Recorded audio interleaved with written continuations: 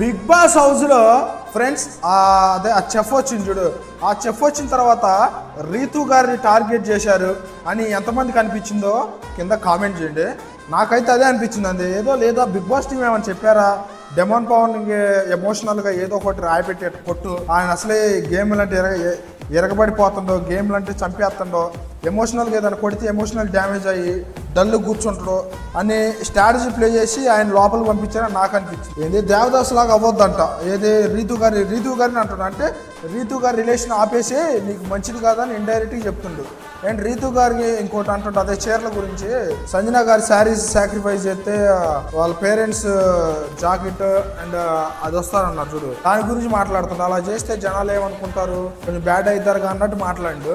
మరి అదే చెఫ్ సంజన గారు ఎలిమినేట్ అవుతారు అన్నప్పుడు జుట్టు కట్ చేసుకుంది. మరి దాని గురించి ఎందుకు మాట్లాడాలా? ఒకళ్ళని నెగిటివ్ మాట్లాడి వాళ్ళని బాధ పెట్టి పాప నాకు చాలా బాధ అనిపించింది రీతుని చూసిన తర్వాత. ఆయన మాట్లాడాక రీతు దగ్గర కెమెరా పెట్టగానే ఫేస్ డల్లుగా అయిపోయింది. అప్పుడు నవ్వుతా ఉంది, ఎమ్మట్లో డల్లుగా అయిపోయింది. ఎందుకు అట్లా?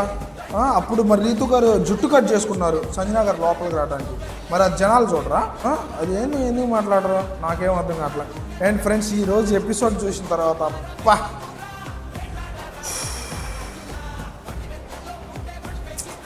వెరీ బ్యాడ్ అండి. అట్లా అనిపించింది. ఎంత సోది సోది సోది, ప్రజలు తిరుగుబాటు అంట, అదంట ఇదంట. నాకు ఏదన్నా కాన్సెప్ట్ తెస్తే ఎమ్మానుయేల్ గారు చేసింది తప్ప మిగతా వాళ్ళు ఏది చేసినా వాళ్ళ పనిచేయరు.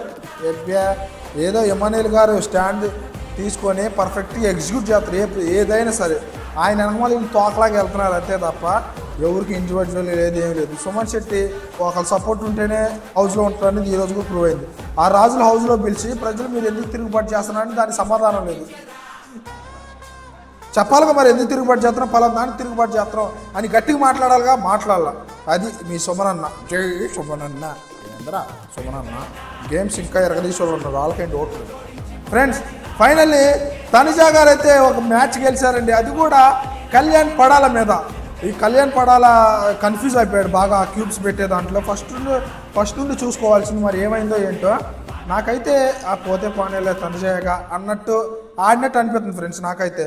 అండ్ గెలిచిన తర్వాత కూడా ఒక అయ్యో ఎందుకు ఓడిపోయాని అన్న ఫీలింగ్ లేదు. తనుజారా గెలిచింది, ఏం కాదు తనుజా, మన ఫ్రెండ్స్ తనుజా అన్నట్టు ఉంది. అవునా కదా ఫ్రెండ్స్? ఈ వీడియో మీద మీ అభిప్రాయాన్ని కామెంట్ చేయండి. మన స్టైల్లో బిగ్ బాస్ వీడియోస్ వస్తాయి, ఎవరు మిస్ అవుతారో ఫాలో చేయండి.